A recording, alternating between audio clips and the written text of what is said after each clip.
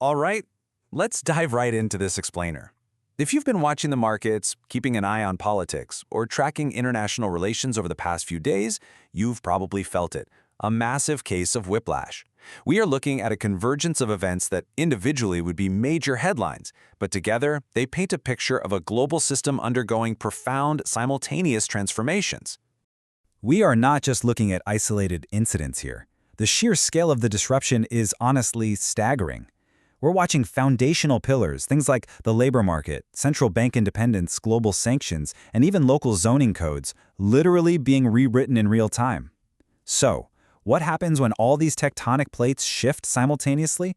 That is exactly what we are going to explore today.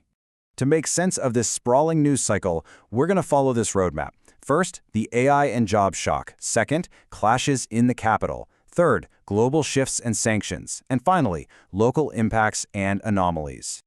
Kicking things off with Section 1, the AI and job shock. Negative 23,000.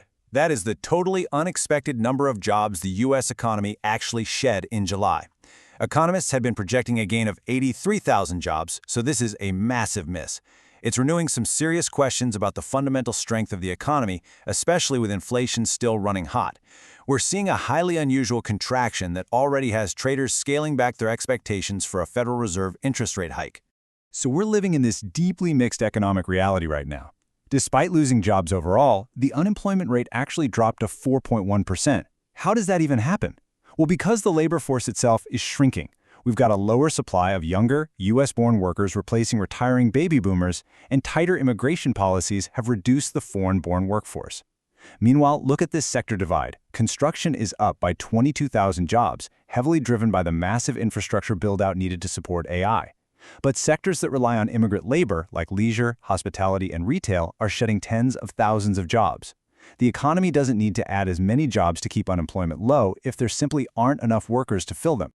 And this brings us to a phenomenon that Silicon Valley is gloomily calling the saucepocalypse. Software founder Sahil Agarwal, whose startup was valued at over $100 million before generative AI blew up, really hit the nail on the head here. Generative AI is automating narrow, administrative tasks so rapidly that traditional software-as-a-service companies are facing an absolute existential crisis. Companies that used to dominate tasks like legal drafting and repetitive research are watching their valuations plummet, scrambling to reinvent themselves or face total obsolescence. Moving right along to Section 2, clashes in the Capitol. We're watching an unprecedented legal push and pull between the White House and the independent Federal Reserve. The administration is reviving its effort to oust Fed Governor Lisa Cook, a move that originally started back in August of 2025. After the Supreme Court blocked a direct firing this past June, stating there needed to be meaningful legal scrutiny, the White House issued a new letter this month.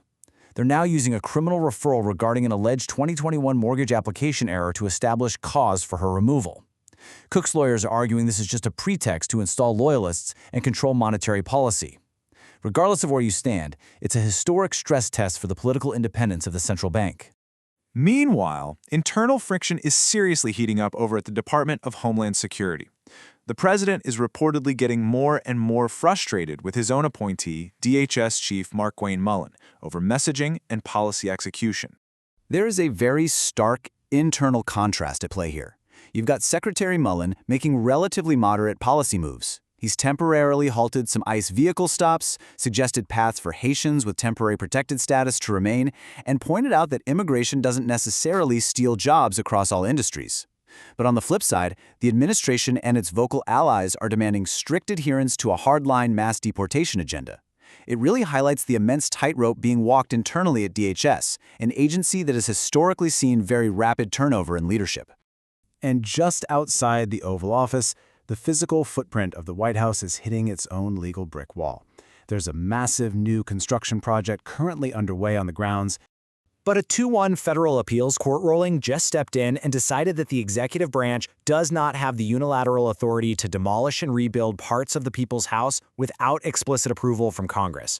This privately funded 90,000-square-foot ballroom project, which, by the way, even included plans for a rooftop drone port, is now completely paused. The judges noted there is zero historical precedent for a president using privately collected funds to fundamentally reconstruct the White House. So this is now setting up a massive separation of powers showdown at the Supreme Court.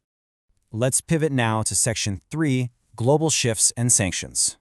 So Russia is surviving severe economic isolation through a high-tech shadow network called A7. And what makes this wild is its architect, Elon Shore, a convicted money launderer who actually orchestrated a $1 billion bank theft in Moldova before fleeing to Moscow.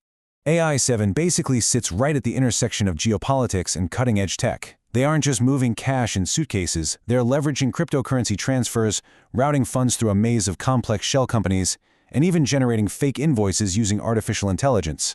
This allows the Kremlin to discreetly fund its war effort, buying military drone parts, while simultaneously keeping the domestic population happy by importing luxury cars and fresh fruit, completely bypassing Western banking blockades. Over in the Middle East, the geopolitical map is being totally redrawn. Uncertainties about the U.S. security umbrella, mixed with regional destabilization from the Iran war and Israel's military actions, have driven three major U.S. allies to form a brand new alliance. Turkey, Saudi Arabia, and Pakistan recently signed an unprecedented mutual defense agreement in Mecca. Just look at the powerful bloc this builds.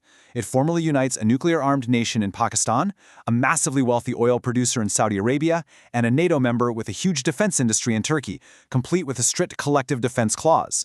It's a very clear signal to Iran, and maybe even to the West, that regional powers are taking their security into their own hands. Okay, bringing it back closer to home for our final section, local impacts and anomalies. Remember that AI build-out driving those 22,000 new construction jobs we talked about earlier?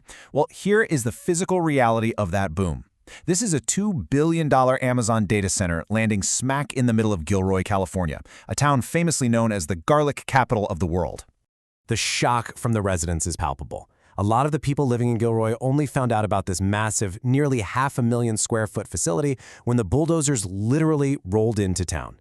So with a growing nationwide backlash against the incredible energy and water demands of data centers, how does something this massive fly completely under the radar? The answer lies in some very quiet local government loopholes. Developers are increasingly utilizing decades-old zoning codes to fast-track critical AI infrastructure. In Gilroy, this massive project was greenlit by a single community development director because the land happened to meet industrial zoning criteria set 45 years ago. By keeping negotiations quiet over 5 years and avoiding public environmental review comment periods, tech giants are bypassing public scrutiny entirely. And it's leaving locals feeling totally disenfranchised by the AI revolution happening right in their own backyards. Finally, let's wrap up with one truly bizarre economic anomaly from the weekend. And it all comes down to the number 24.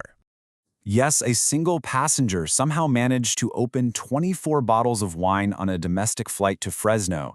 It turns out that while land-based wine consumption is experiencing a massive slump globally, the airline industry is a completely different story.